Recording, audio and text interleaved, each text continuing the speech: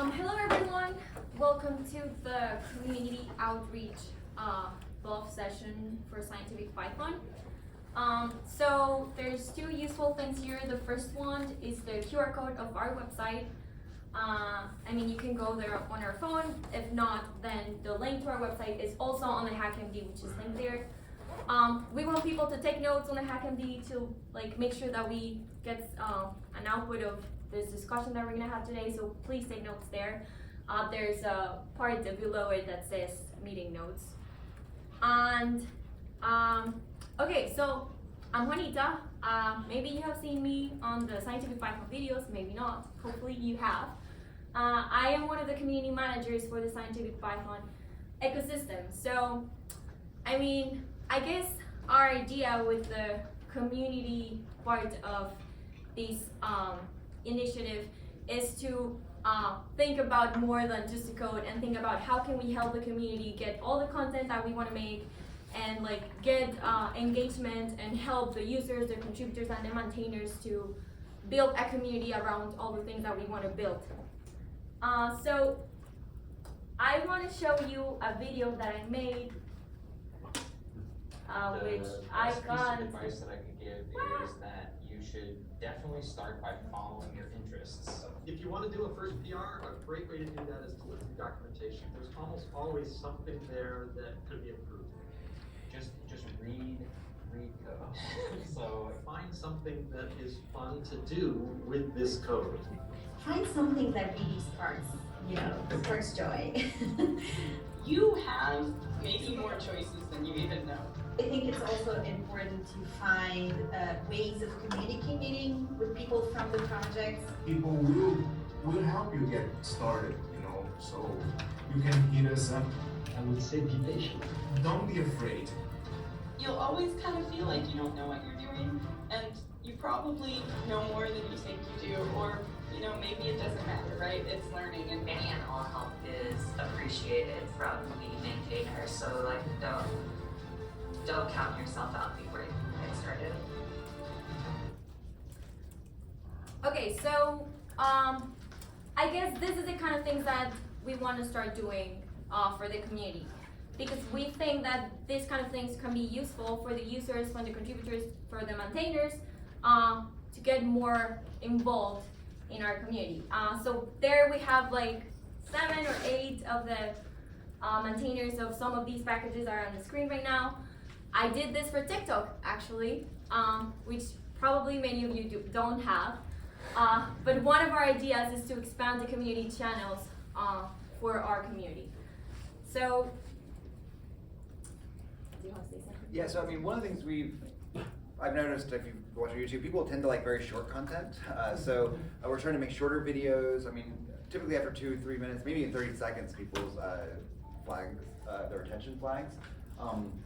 So we're trying to think what kind of content we can have there, and there's a lot of little things we could do. So I think it was Tom Field who suggested, or it was Juanita, that right now with GitHub pull request, sometimes as a reviewer you go in and you actually make a suggested change, and then all the submitter needs to do is hit accept, and it gets into it. And that's not always done, and I think part of it is because some people don't know you can do the suggestions, and some people don't know how to accept them. So something really simple like, oh hey, you can do suggestions, and here's how it works. It could be a really easy 30-40 second video. So we're thinking much more, not long 2-hour lectures.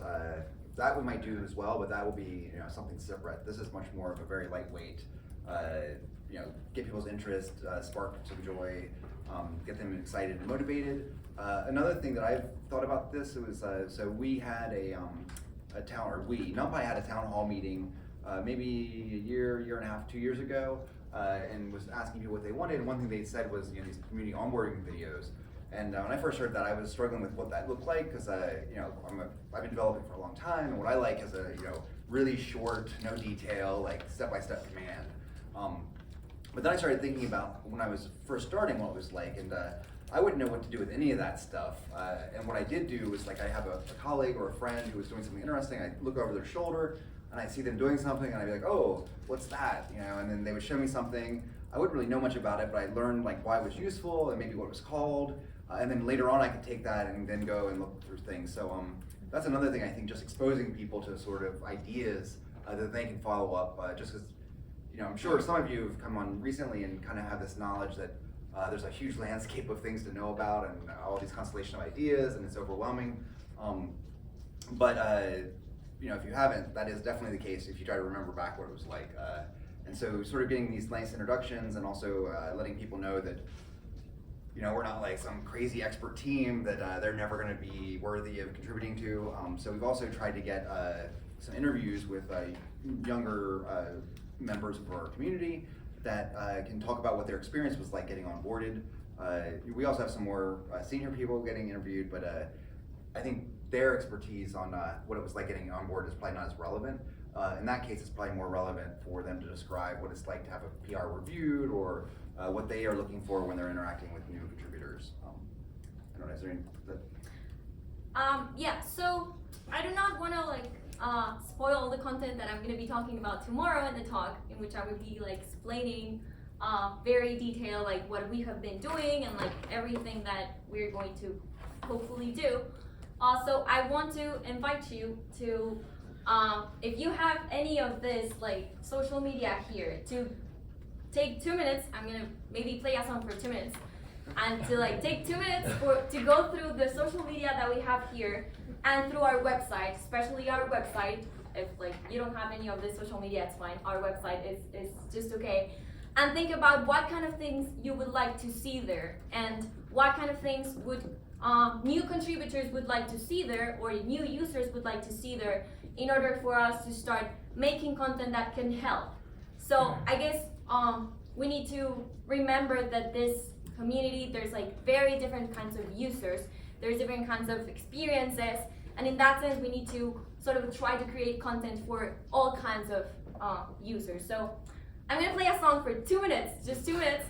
So please, during those 2 minutes, take a look at everything that we have here, and I don't know, ask yourself the question, what is missing? What do I want to see? What I don't like, if you want to give us feedback too. So this is a work in progress. The most of the pages in our website said like this is a draft page.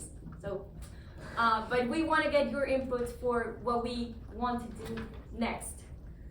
So go ahead, in your phones, your computers, whatever. If you have any of the last 2 social media, I would really want to get your input, because half of the time I have no idea what I'm doing.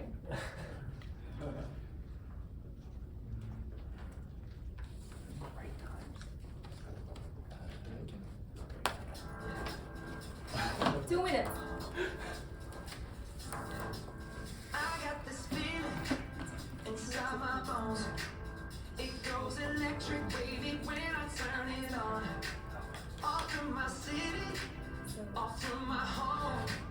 We're flying up no ceiling when we in our zone. I got that sunshine in my pocket, got that good soul in my feet. I feel that hot blood in my body when it drops. Ooh, I can't take my eyes off it, moving so phenomenally. More like the way we rock it, so don't stop. And under the lights, when everything goes, nowhere to hide when I'm getting too close. When we move, well, you already know.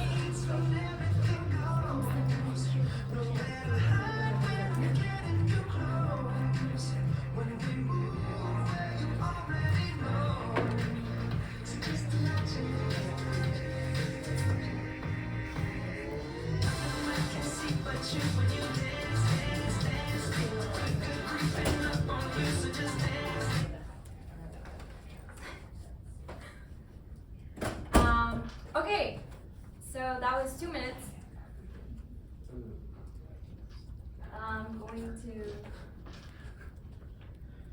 I don't know how to use this. Okay, there. So let's talk. So again, the hack and dealing, that's where we want to keep our notes. There's other useful information there, like the links and like everything. And I mean, I wrote this 4 questions for us to maybe discuss around them. If you have more questions, more topics, of course we can like talk about it. And again, a reminder that this is for users, for contributors, and for maintainers.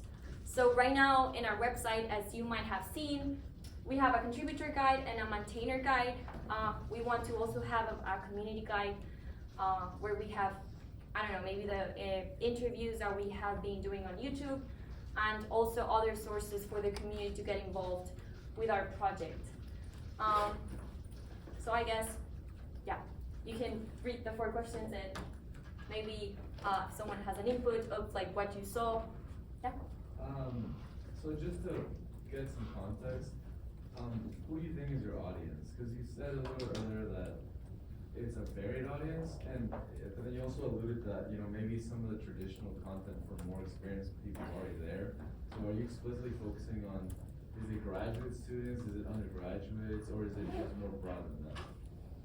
I mean, I would say at least those, but I mean, I would be excited to have a bunch of high school kids.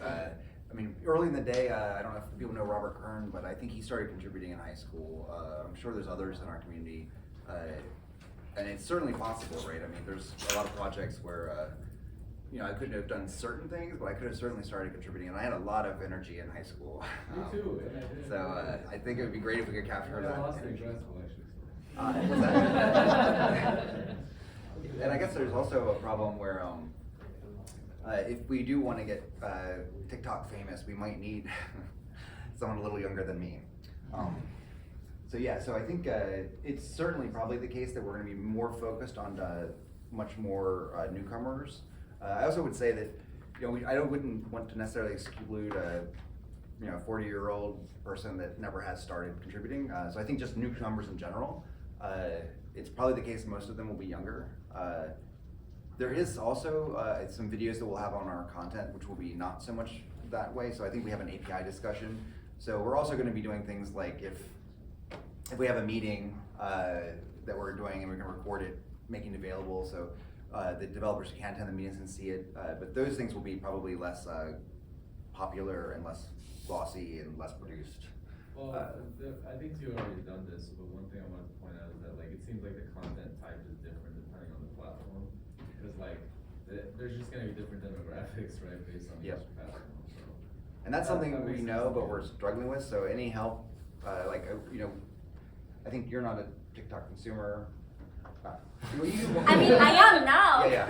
I have to be. Maybe like that's for some people who contribute that are younger, like just get involved in making a TikTok. So sometimes when you see someone, if you're young, you see someone like younger in the video that can help. Yep. It's also very much the case. It's probably the case that there's probably very few high school kids that are going to see me and think I can do what he's doing. They're going to be like, "That's an old man." But yeah, if they see someone younger, they might be more inspired. I think that's great.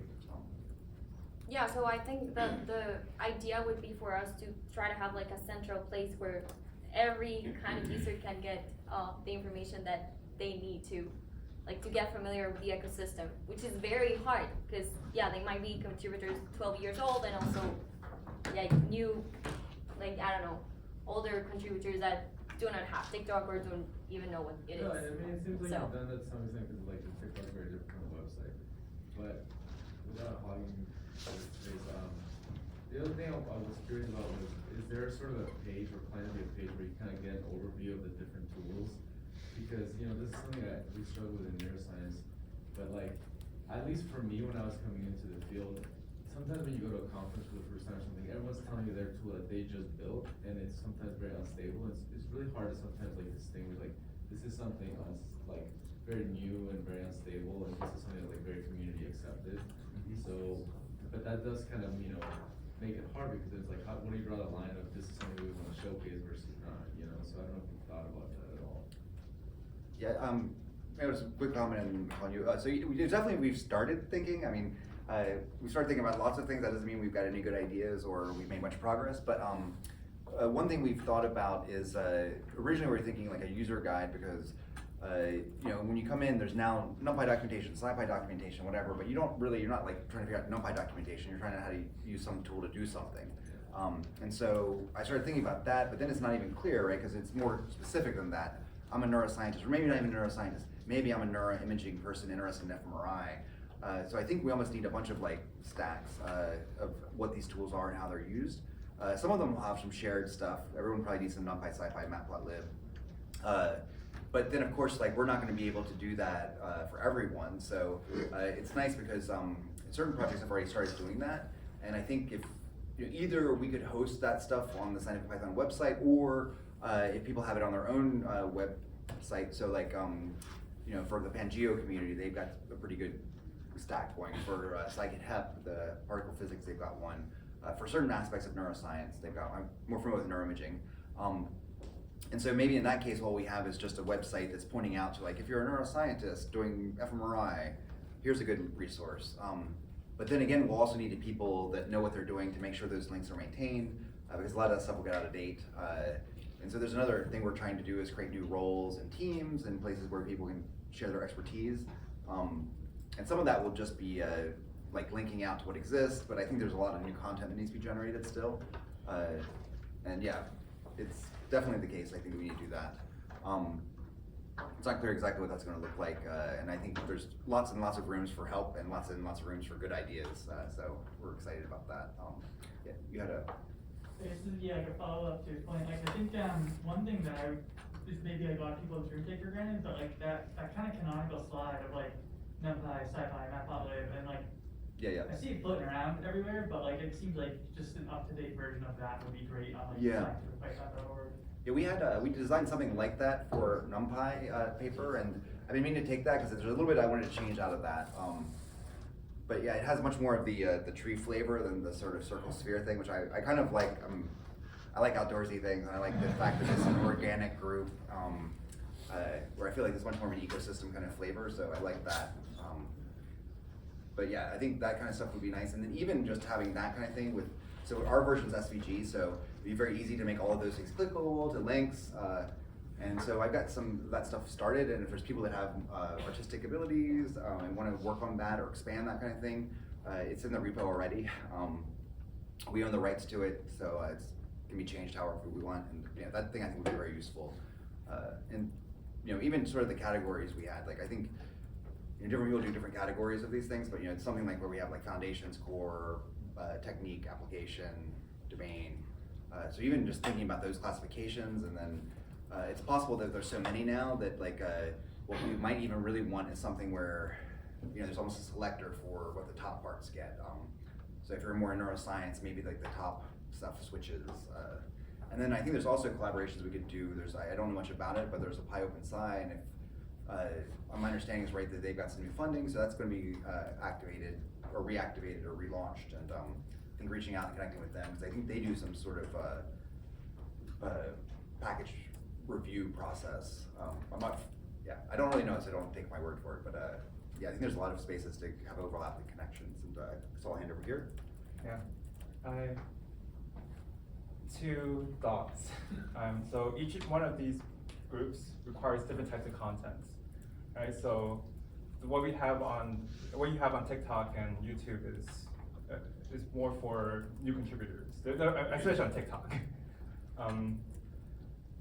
That's one, and I think like Scikit-learn has been running sprints, and where we have many people contribute to Scikit-learn, and like newcomers, and they successfully when we prepare these sprints, we have like a path for them to follow, where they would get to a pull request merge. So once they get to that point, the issue Scikit-learn has is how do we keep them here and like continuing? So So it's not to getting new contributors. There's lots of material in Scikit-learn about how to contribute to Scikit-learn. And then we would curate issues and it would make it easy. So that is like an easy path. But a lot of open source development is not easy, right? Like even the slightly non-trivial things is still not easy. It takes like time and and that is not something that we can carve a path forward. Like because the first experience we want to make the easy experience, but the next one probably won't be that as easy, and that's something that's I find difficult with having contributors stay, unless they are already motivated to stay. Yeah, just to jump on that, I totally agree, and I think what could help is some mentorship programs, for instance, because once you identify, you make the first step to make the contribution and things, we could, on our side, we already have a sense sometimes when you merge a new pull request of new contributors, saying, okay, this person potentially, we can see some potential and saying, okay, maybe if we invest some time and energy, we can make something like we can turn this person into a potential maintainer or something. So maybe we could think about ways to accelerate that, to have some programs to mentor people. I feel we don't do that often, and at least for SciPy, I don't know if we do any of these kind of things. You do GSOC. What? You do GSOC. Yeah. I won't say anything for GSOC or GDOC, but yeah, I mean, you don't need money to do these kind of things. You know what I mean?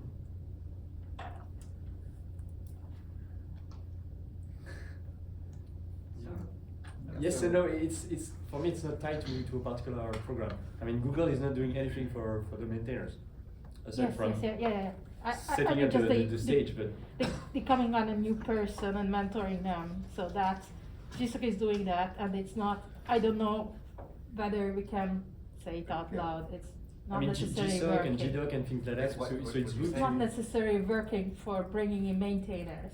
So it's been a mixed bag in my experience. And the goal is like you have a project, so the goal is to have a feature or to implement something, and here the goal would be different. Here the goal would be to take somebody with a certain level in programming and or whatever your project is about, and to raise this person to another level. And it's a totally different goal for me than a GSOC, which or you can make a GSOC about that, but I don't know if that's under the GSOC umbrella. The problem with that idea is that it presupposes a lot of free time and a lot of intent and the ability to invest that time and energy from not only the person you're mentoring, but also from the mentor and the mentee, right? Sure. And that in itself is not necessarily helpful, right? So if you already have somewhere where you're supported, say your finances to do this, and you're just hobbyist and you enjoy this project, then yeah, sure, it's fantastic. You have free time. Instead of playing a video game, you're coding. Great. Yeah. But for many contributors, that's not it, right? So a lot of GSOC and GSOC people, they are in it because they need it for their degree or they need it for financial remuneration. They're there for a reason. Even if they're competent, they may not be amenable to that next step. So yeah. So I think the other problem is that with what we're talking about, there's also a different skill set that is needed. If we want to do, I don't know, tutorials or videos or probably there's a smaller community inside of the developers community that has also those skills to do the videos, do the editing, the recording, all this is a whole new world for even for me that I've been trying to do this for a while. It's I don't have the experience to do it, I don't have the background to do it, and I am guessing that it is very hard to find people within this community to start generating content in these new ways that we're proposing that are needed, because there's a whole new generation of people that are going to start using these tools, and we don't have ways to teach them how to use them, ways to get them involved. So it's very hard to think about the fact that we don't have enough people to generate this content. So I guess a way also the goal is to recruit people that have this skill set to start doing content. I think Tom had his hand up next. Yeah. Asking this question about onboarding new contributors, right? There's a big funnel here, right? The biggest barrier I think is the first pull request. So the sprints are great because you get someone like literally just trying to crank on how to like make a branch, open a PR, like what to expect of that review process. Like there are definitely people out there who have the ability and have the time and have the drive to work on these projects, but they just don't know how to get started. So the sprints are, at the top of the funnel, it's a really broad brush. You get some of those people will stick, most of them won't. And then as you get farther down, there are some, the people who have the time will stick around. And that's I think that's a different funnel than the we need funded people funnel. That is a problem we have, but we are volunteer organizations, and I don't think we can stop recruiting our volunteers. And I think that's part of this discussion here, is that we're all saying we need different things because we're all looking at different parts of that funnel. And I think which part of that do you want to focus on first is I think a question to frame some of this discussion. Right? If we want to worry about how to just tell people you can contribute to get at all, that's a different thing than, once you've decided to contribute to a project, here's how you turn the crank on it, to here's how you think about like API decisions and how you tune it. Like those are all very,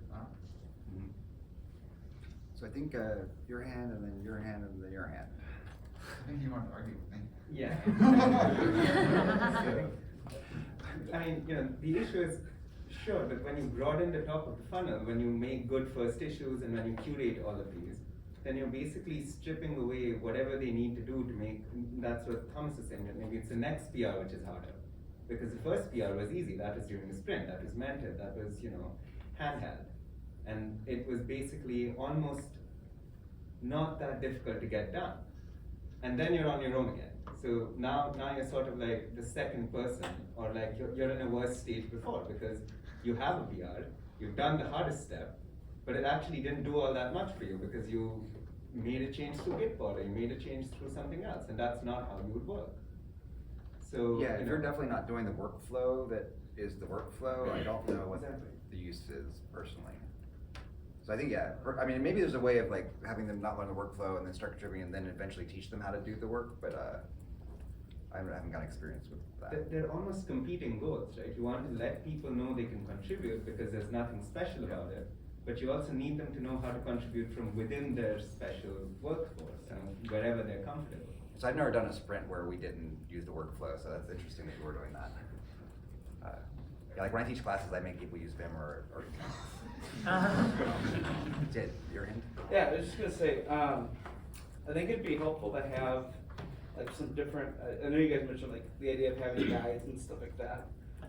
And trying to kind of collaborate, like somebody mentioned earlier today, this whole like package guide and stuff like that. There's different, like contributor, and like trying to really kind of centralize some of that stuff where we at least like know kind of where it exists within the ecosystem already, and like how we can take advantage of some of that stuff. I keep running into random stuff. Like I feel like Aaron Mueller might have that somewhere on a website, like a basic Git workflow where I was like, oh man, I should have this, and then like I went up and couldn't find it again. Maybe it wasn't his, and then I rewrote something. But just knowing where that thing that I saw was. Which is it? Is that you? Yes. Is that you? I'm Aaron Mueller, not Mueller. Oh yeah, sorry. Yeah. It still exists. Yeah, so that is yours, right? Yeah. Yeah, I thought I found it at some point. Yeah, point me to that. It's like asmir.com/git workflow or something like that. Okay. Yeah, I remember seeing that a while ago, thinking that was really nice. It's just sorry, I didn't mean to Sorry, go either. you're good. And even like some best practices. So, for example, like with the community, when a lot of people are switching over to like GitHub Actions, like Travis CI, and like a lot of communities have kind of had to, and a lot of maintainers have kind of had to teach that by themselves and stuff like that, and had to migrate some of this workflow. So like really kind of bringing in the community, the scientific Python community together to help with some of that stuff. And then just another idea, like maybe just highlighting some of the success stories and stuff like that. Like working with projects that have been successful in terms of building the community. For example, it was much earlier, but like the Pangeo community and stuff like that, kind of how they built up that forum and stuff like that, the check-in meetings, some of the sprints and stuff that they've had, and kind of analyzing kind of what's made that successful and how we can translate that not only to that kind of smaller subset of the scientific Python community and kind of bring it in, like the AstroPy community, like kind of just finding like what's worked in the community and how Yep. we can translate that across. Yeah, I mean, like, I think you're right, there's a lot of good materials out there and a lot of good successes, and if we can just really figure out how to repeat them and focus them, I think we would be in better shape. I'm sorry, I've taken a while. I'm good. I'm Okay. more interested in this conversation than what I was. I'm actually kind of following on what Max was just saying. It seems like some of the discussion in my mind has gotten a little bit too in the weeds at this stage, from what I can understand, that you're trying to start this scientific Python community. So I guess, in my mind, kind of to start out, one of the best things to do is to look and find all of the communities and, be a more centralized source to direct people into them, which I think would be really useful. I think that's one of the real struggles with open science and open source software is everything is, there's not a lot of organization, and I can Google something and I'll find some package that someone did and hasn't been updated in 10 years, but I don't know. So I think that would be helpful. And also, kind of going along with that, not just kind of tracking people into the different communities, but also cross-pollinating between the communities. I think that would be really helpful for the community that exists, but also for people coming in. So, Could you just describe the cross-pollinating idea a little bit more, please? well, I don't know exactly what that means. Okay. But I think it just seems like, from my perspective, there's been a lot of, people are trying to create things and there's a lot of reinventing the wheel, especially when it comes to resources. Oh, we'll make a video of how to do this, we'll have, and often that's, I don't mean to say that that's bad, but it just maybe if there was a better way to find all of that. So, I'm part of the Pangeo community, so that's my perspective. Pangeo has some things, it doesn't have others, but there are probably other communities where we could really learn about what they've done, and we might not even know that they exist. Yes. And maybe being a more umbrella, centralized organization entity, which it sounds like, I think scientific Python could be. I mean, it's our goal, and it's also like, it depends honestly what you guys want eventually, because. Honestly, I really agree with you, because, I came to SciPy a couple of years ago, but I feel like I'm like the only neuroscientist, like imaging guy here. And I'm That's like, where I hearing came some of from. the stuff, okay, so I'm hearing some of the stuff that. I was one of the founders of This NiPi. is so similar to stuff that I'm seeing, and, I just came from a brain imaging conference, and like people were talking about, let's make a website that introduces all the tools, and then like I look at the Pangeo, so I'm like, okay, that's, so much of that is the same that the way we would start our little Jupyter book, whatever. So, yeah, maybe just like doing a lot of work to sort of put everything together, index it, and like maybe providing a common structure for having educational material too. Because sometimes you do have to tailor that material to the area. Because like right now, people are like, oh, what if we get these contributors? But it seems like the biggest issue is just finding those people. And that's why I asked who the target audience is, because it seems, at least for me, often, it'd be great if we got high schoolers, but realistically, it's mostly people that like have a domain interest, and then kind of saw, oh, these are like there's like a more general tools, and then that's how they kind of jumped into the general, at least in my experience. That's what I did. We were trying to get neuroimaging in Python, and NumPy didn't exist, so. Yeah, and so I just first feel step. like ultimately that's where a lot of people will be. They'll be like mostly interested in their domain-specific question and in their own little field, and then it's more about making them aware that there's a bigger community, and having some structure and having some sort of linkage between those, I think would be really important. Yeah, I think, I absolutely think that. The one thing I will say is we will also want to make sure, I'm dealing with this initiative that I'm helping with. We want to make sure, keeping in this XKCD that's like, well, there are 16 standards, let's create one that everyone uses. Now there are 17 standards. So it's hard, and I don't know if I know the right path to do that. It sounds like you are poised to potentially be that umbrella organization. Yeah. That might. And that's our hope. So one of the things, like, so, several of us that are involved have like some influence in NumPy, some influence on SciPy, NetworkX, NiPi, other things, and our goal is like I've actually done this where I've written the 7 documents in several repos, and some I'm trying to put them all in one place and then remove them and link back, or choose the best one, put it there, and have everyone look at it, or merge them all together. And then the thing is that I don't know all the resources, and there's probably lots of you out here that know different resources or have generated different resources. And so we really want to make a place where we can just share that, bring it together. And we certainly don't want to duplicate stuff. And then Yeah. So one issue is that don't we already have this sort of problem even with something like SciPy, where like there's a lot of old code which no one maintains anymore? So the more like, okay, so we add a lot of enthusiastic people, they cross-pollinate, it's great. And then they go away, and then they just rot, right? Then most of the contributions will rot, and even if someone comes in tomorrow and says, oh, this is the new link, and it's the link between, I don't know, biology and music, and no one else knows how to deal with that. And then it just either gets in and maybe it's a subpar resource, or it just stays open forever because no one can review it. Yeah, so I think that's where we definitely need to come up with new teams and have like ownership of this stuff, absolutely.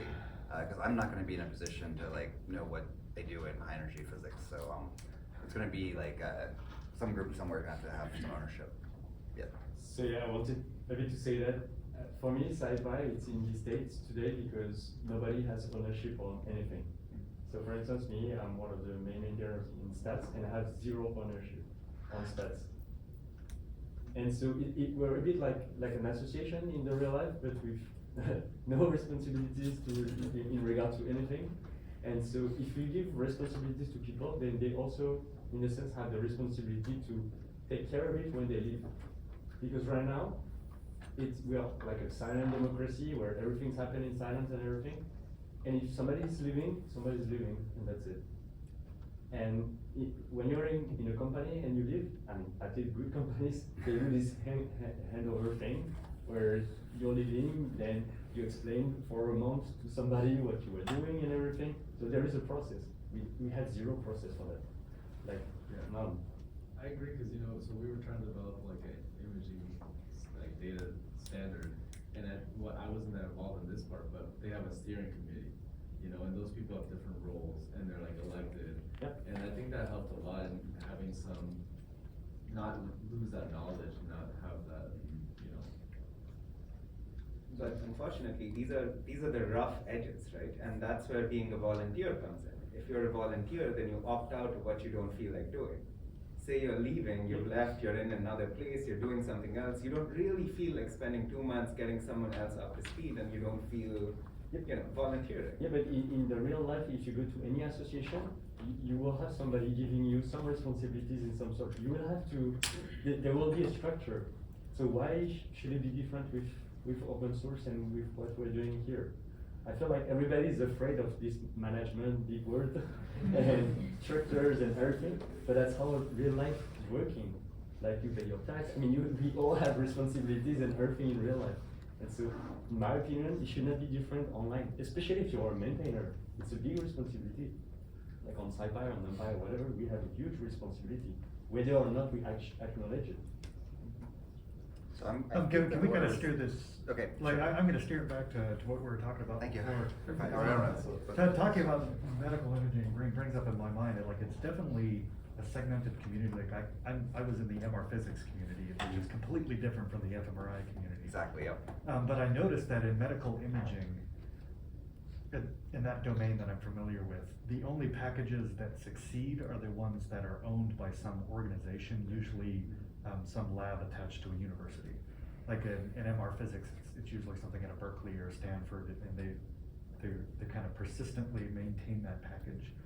So if you're looking for maybe a fertile ground for recruitment or trying to get people to volunteer, is maybe going out and trying to find some of those labs where you can get undergraduates or graduate students even that are already developing their own little thing and say, no, actually, let's just point you over here and just look at it, and there might be some. And there's the one problem with academic ownership. A lot of PIs that have labs want to be gatekeepers instead of community participants. There are some really good examples. There's some good examples. There are some good examples, and we should find the good examples and repeat them, but not repeat the bad ones. There's a and that's you, yes. Okay. Yeah. Well, I was just gonna say, and I think it actually draws these points together that we've been discussing nicely, which is like, if we kind of abstract it even more to like, not even thinking about it from a responsibility perspective, but like, if you go and volunteer in an organization, right, to like, I don't know, go do a river cleanup, right? If you had a good experience doing it, you're gonna go back and do it again. And that's effectively what we're trying to create. So the question is, what are we doing to cultivate a positive experience so that people come back and want to keep investing in that? Because I've seen a whole lot of nonprofits that fall flat on their face because they don't have any kind of infrastructure, and the projects they say they're gonna do don't happen because they can't make them happen. They lack that organization. And I think that we have that, but it's informal. And what we're kind of trying to do is formalize it. And I think there's like I mean, certainly, like, I think it's really important for us to be a very welcoming community, but then I think we need to think, like you say, about how to formalize that. And I don't have a lot of experience with this, but I think Inessa for NumPy has been doing some things that I don't know how well they're working or I haven't been watching, but I think some of that stuff is getting attempted where, I don't know, maybe some other people have examples of what she's been doing. We have been doing these newcomer hours where we just say, we hang out on Zoom every 2 weeks and do small presentations or just available to talk and do this. And maybe you could even push some of that into the scientific Python ecosystem role. And some of the mentoring too, if I think about it, we could have mentors that are not specific to a project, just because mentoring itself is also a job that you have to invest time in. Yep. But yeah, I guess we have to get Melissa and Inessa. Yeah, they've been doing a lot more of this thinking than I've had time to do, unfortunately. So I don't know if I can jump back a little bit to other things. I'm wondering now after talking whether it would be cool to have like project one pages, but for users. So like, what is this project about? Why would I use it? Why would I want to maintain it, or something like that? And maybe even short videos for those things. Like flashcards? Yeah, flashcards, and then you can convert them to videos. Maybe say how popular they are on GitHub and stuff. And I think, I I think for the non-focused projects, they already have something like that. So I don't know how visible they are, but I think if we could make them more visible, like for example, maybe if we went back to that SVG idea where you have the things, you click on it, maybe you click on it and they go to the non-focused thing that has a link to the project, or I don't know, but yes. This just made me think of one idea that I see being pretty effective on YouTube with like music YouTubers is like Q&A sessions, like maybe monthly or bi-monthly or something like that, where people submit questions. You would need to prime the pump with that, right? We would have to seed our own questions just to turn it into a thing. But it seems like something of that format where it's just like, hey, what package do you recommend for this? What tool would you use for this kind of thing? How would you do this? Could be super useful. Do it on Twitch. Yeah, do it on Twitch, why not? AMA, I've Yeah. seen anything. Yeah, but like more rapid fire than that. Yeah. Sorry. Yeah. I guess question for you all. So what do you see the forum kind of being like? Do you see that being like a place for like all the scientific community kind of gather, like basically having like different threads for like subcommittees and stuff like that, like something we've been talking about within like the atmosphere communities, like we have this old like mailing list, and like whether or not we should create like our own separate forum, or whether we like try to partner with you all and basically try to have like a sub part of like this discourse forum. I guess like where do you see the forum kind of? Yeah, so my naive sense is that we should all be in the same place. The only question I have is that we all get there, like, what's going to happen to the service, but we haven't got there yet. So far, there's not enough traffic or people, but if that happens, we'll just have to figure out like a bigger server or whatever. So there might be some growing pains if we all just jump on, but right now we haven't gotten close to that. So I think we'll probably be very excited to bring people on. One of the things we've had, one issue we've had is that, and actually maybe Tom might know more about this, so if I'm saying something out of step, just correct me, but I believe you have a discourse. We do. And there was some discussion and some interest in moving that discourse to ours, but then there's a question about GDPR. Yeah, there's a question about like that acronym. So we'll have to figure some of that stuff out. So it'll be easier if there's nothing to migrate over. We could just turn it on and set up a tag, and then set up some team members that can moderate things. But if there's other problems, and you maybe have a solution or not, just a question. No, actually, no, opposite of a solution. Oh. No. In Psychic Health, we've been wanting to start a discourse, and so when I saw this, I've been thinking to start it under this umbrella would be fantastic. Yep. if you're starting something, that's easy. We can definitely do that. If you have something where like you already have one, and then you need to have some kind of obfuscation so that we don't get like names. I mean, that might be very possible. We just don't have the scripts yet to do that, and we haven't done it. If someone knows how to do that, that would be helpful. And just to complement on that, I know that it has a non-negligible cost to run a Discord server in this kind of thing, because at non-focus, we see a lot of small projects, they're asking to create a Discord, and they're asking for funds for that. And so I know it costs a lot, and it's a lot of work to maintain and everything. So it's very nice for a small project then to be able to hop on this initiative.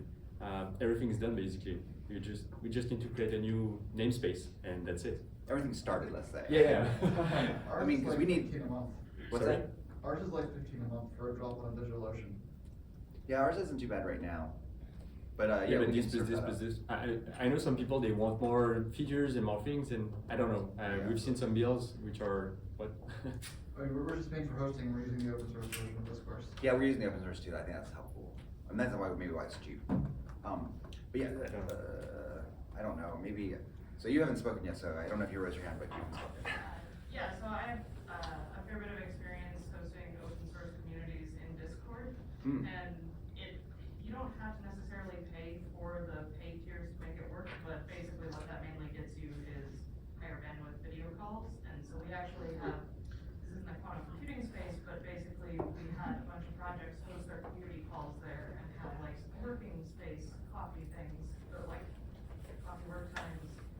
And it's been really, really successful. We have almost 2,000 people there that are like working on this on a regular basis and running hackathons. So like plus to doing Discord stuff. I think there's a little confusion on Discourse and Discord, two very different things. Similar issues, though, I guess. Maybe you can explain. Have to host. Yeah, so I mean, I guess just a quick. So we have a Discord and a Discourse. There's a QR of both, Yeah. and the link and they're different. Yeah, One is Slack, the other is a web forum. Okay. Yeah. So if you have the mailing list, and you can like unpack it into Discord and Discord. So you have real-time collaboration, and you have things that are going to stay, and like discuss, you can search with Google and things like. Yeah, the internet can search. Also, Discus is another company that is commenting. Yes. Yeah. But yeah, so one other background, so like, we are new to all of this, so my feeling is that both Discourse and Discord have a lot of functionality and like moderation abilities and stuff, and there's probably lots of knowledge about how to set these up to make a good community. And so if anyone has any of that information and would like to help out, we would love assistance. So yeah, if you've experienced doing this and want to help out, that would be amazing. And then if you also want to use the service, we're happy to offer that out. If you want to migrate from your existing service to our service and not have a privacy leak, we might have a harder time with that and need some help with some obfuscation or scripting of that move. Yes. So I guess just a minor question though, I mean, because there are like curation resources, like there's SciPy cookbook, which is more or less dead, there's Yes. SciPy, which is more or less dead. Yep. And especially for things which are, I would say, adjacent to money, in the sense that there are all these educational people who will have videos, they will, take money to do all of these things. How do you stop from becoming yet another link on the page? Because like, most people, a lot of people who have questions about, say, NumPy, don't actually read the user guide or the tutorials or anything. They're like, yes, I watched the video, I paid $300 for it. Why isn't it like this? How do you stop that? Or how do I stop people from charging? No, how do you stop people from finding better resources away from the resources which we curate? And Yeah, I guess you're putting quotes better, because I mean, half the time they are our resources that they just rebrand. And we, like NetworkX, we recently had a company say that they wanted to be the NetworkX guide, even though we have a NetworkX guide that we like to think was the official NetworkX guide. If you have a trademark, you could, Yeah, we don't. shut that down. And it's also, I don't want to personally spend a lot of time with lawyers chasing things down, but yeah. And also, I think it's nice that people can just use NetworkX in different places without me feeling like I have to monitor their use of it. But it would be nice if that didn't happen. I also think that in the past, at least for Network X, we didn't do a good job of like SEO or whatever it's called. So for a long time, when you did Network X searches, you would get like the 5-year-old documentation. And so I think some of that stuff is we also need better sense of like that kind of thing. So now if you type scientific Python, on most of the things, scientificpython.org shows up as the first hit, which is helpful. And I think we did that largely by creating a bunch of social media with a bunch of links. And then there's also these canonical URLs, and then there's like, there's a bunch of other things that people that know that world, if they can help us with that, it would be really helpful too. So at least if you search, like you get the stable, most up-to-date release instead of the we would get bug reports. They're like, this didn't work. We're like, yeah, that was yeah, we removed that 2 years ago, 5 years ago, 7 years ago. Yep. Yeah, I was just saying, like, stuff like that would be great, like, just like a best practices guide. Yes. For the community to kind of go to, and like, if people have things that they've found to be helpful, like whether it's like a blog post or submitting a PR to add to that best practices guide, and kind of having some discussion there would be super helpful.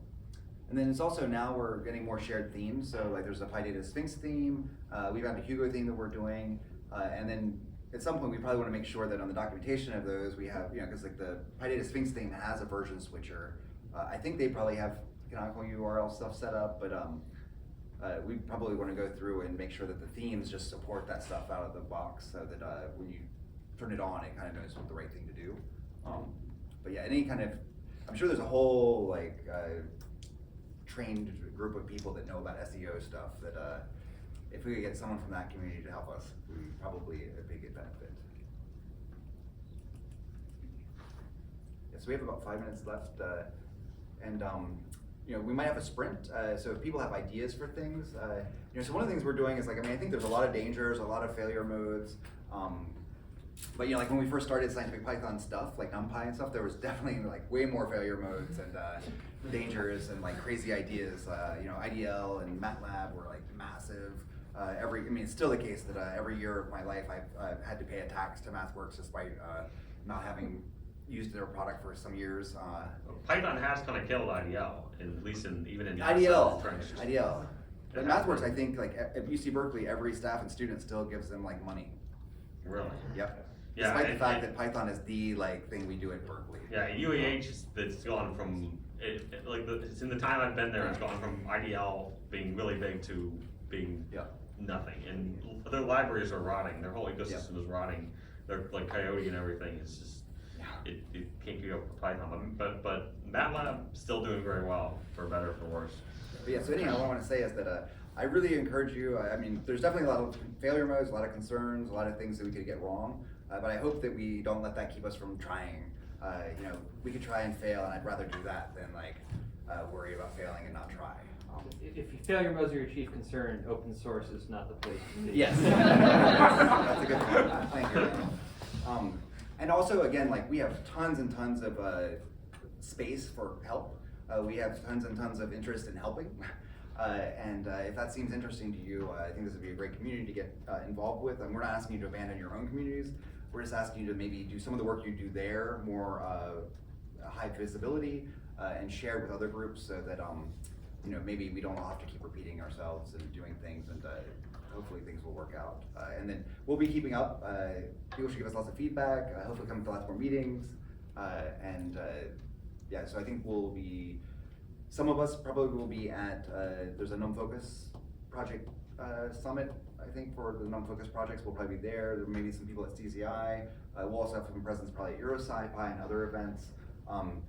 And now you guys are all Scientific Python community members, so when you go out, it'd be great for you to also talk to people about stuff, point them to resources, participate in our forums. There's 2 talks tomorrow, one at 11:30 a.m. in room 204, which will be a more formal presentation of some of the things we're doing. Encourage your friends, and I hope to see many of you at it. We also have something more on the maintainers track, which is much more to do with the stuff we're doing that would be more beneficial to the maintainers' resources, and in particular this thing called specs, which we talked about a little bit this morning, and that's at 1:15 in room 203. Yes, Juanita. Anything more? Sure. Yeah. I guess I want to invite you to, even though the session is over, to put your ideas in HackMD. If you have more because as Jared said, we don't have a very clear idea of what we're doing in a lot of senses. Like, we are very new to this, and I guess one of the reasons why our content is more focused towards the newcomers is because for other kinds of users, there's a lot of content, and we don't see a lot of these things that we are trying to do, at least in the open source scientific Python community. So if you have ideas, please let us know in the HackMD. If you want to generate content, if you are a YouTuber part-time, let us know, and we would love to work with you, because like we need people to also help us generate content for these things that we're doing. And I guess the last thing would be, so there was an issue on the HackMD. If you saw it, probably you commented for the shirts that we are going to be giving. You still have time to comment if you want to get a shirt. So I'm gonna give away the shirts that I have. I don't have enough for everyone, so if you want a shirt, comment on the issue. And then we're gonna take a group photo, hopefully with the shirts on. If you don't want a shirt and you want to still be in the photo, of course you can. We want friendly faces, smiling, and welcoming people to our community is what we want in the photo. And we're probably going to use the group photo for the background banner of YouTube. It's going to be all over the social media, so if you don't want to be in social media, please don't get in the photo, because I'm going to be posting it everywhere. And also, if you get a shirt, I might be looking for you to ask you if you want to record a very short video, 10-second video welcoming people to the scientific Python community. So that's it. You don't have to do it. You can get a shirt and still not do it, but I might come chasing you for a video. And I don't know how we refer to things, but I mean, I just want to make it clear that this scientific Python project is not our project; it's our project. So, you know, I have ideas about what I want it to do, but it's not going to be what happens if other people want to do other things. So, you know, come in and give your ideas, and your effort and support would be appreciated. Thank you so much for coming. Thank you, everyone. And if you wrote an